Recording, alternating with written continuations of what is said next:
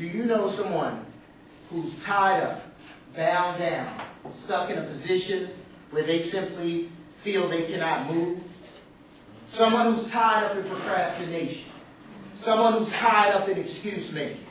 Someone who's tied up in trying to be like the Joneses. Someone who's tied up in financial debt. Someone who's so tied up that they're sick and tired of being tied up.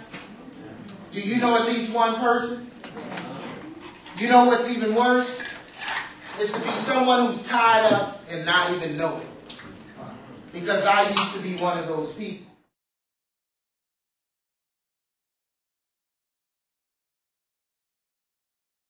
When you start to move through life and you start to get things done, you start to untie those knots. Like I said, a life with fewer knots becomes a significant life with what? Greater potential. But you have to start to take action, and it has to be action with a purpose. So you have to attach whatever it is you're doing for a purpose. Like some of you, when I ask you, okay, you're back in college and you're pursuing your degree, but let me ask anyone, why are you here? Why are you here? Outside of to get an education or to get your degree, why are you here? Anyone? Yes? I'm here to make myself growing because 10 years ago I should have been here. Okay. And I just realized that in 2006 when I came here. So I've been doing my career for 15 years with no education, learning everybody else's tricks and garbage, and just I was getting tied up in a knot and didn't even know it. There you go. Why are you here? I'm here for knowledge. Knowledge? I keep learning. Okay. Why, yes. It's expected. It's expected from within your family? Yeah. Okay, within yourself too? Yeah, so like things you do. Yes, yes. Provide a passage you need to go out into the crew. There you go, there you go, that's good. Why are you here? Come on, it's no right or wrong, yes. For better opportunities. For better opportunities, that's right. Why are you here? Make more money. Make more money, there you go. Make more money and to complete a dream and desire of my grandfather because I am the first graduate. There you go, there you go, there you go. See, here's the thing. It has to be personal. It has to be personal. It can't be something that's so vague that the wind can blow it away. See, when it becomes so personal, like when I started speaking as a motivational speaker, I had another motivational speaker, Willie Jolly. He asked me one day, we were in a meeting, he was consulting me, he's a mentor of mine, and he asked me, he said, why are you speaking? And I gave him that, well, I have a passion and I like to help people. He said, no, that's not good enough. He said, then why are you speaking? Well, I have a skill, I have that ability to speak. That's not good enough.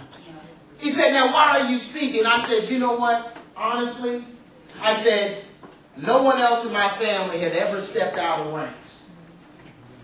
If you understand what I'm saying. Everybody in my family, we were blue-collar workers.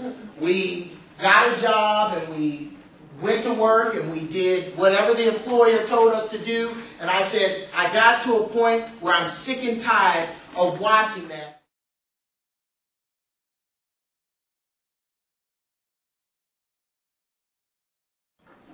Most people today do not live their dreams and accomplish their goals in life because of fear. Most people say fear is false evidence appearing real. I say fear is false emotions acting recklessly. See, we are emotional creatures. And when our emotions get the best of us, it shuts us down. It forces us to play small. To play small. And when you play small in life, you don't get the things that you were actually put here to obtain, to achieve. You play small, and then some people are successful. You look at them and you say, I want to be like her. But guess what? She may be standing still because her thing is, well, at least if I'm here, I'm better than everyone else up under me. But are they really putting out their best?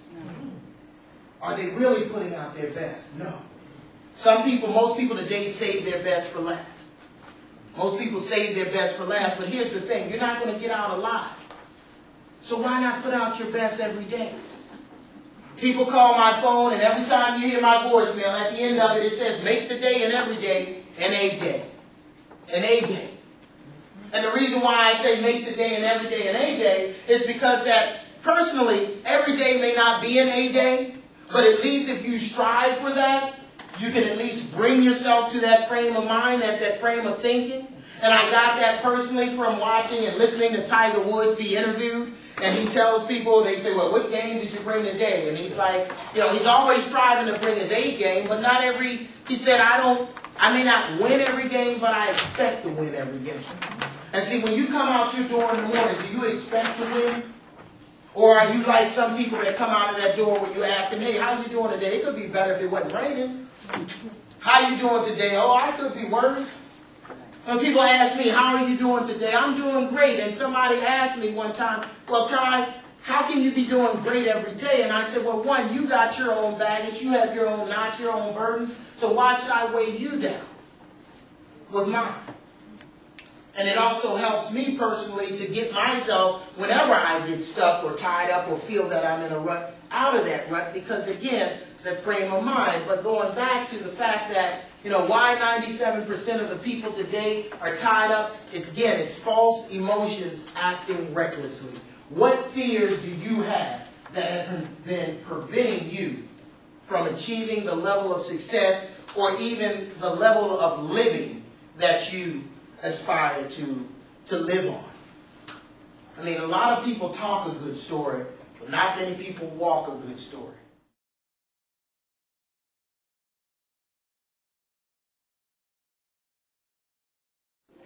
The knots of life may test you, leaving your will feeling battered and tried. Don't stop, never quit, never give up. You've only been delayed, but you're rarely denied. It's been a treat and a pleasure, an experience beyond measure, and I want to challenge and empower each and every one of you to begin identifying and untying the knots that tie up your life. Thank you.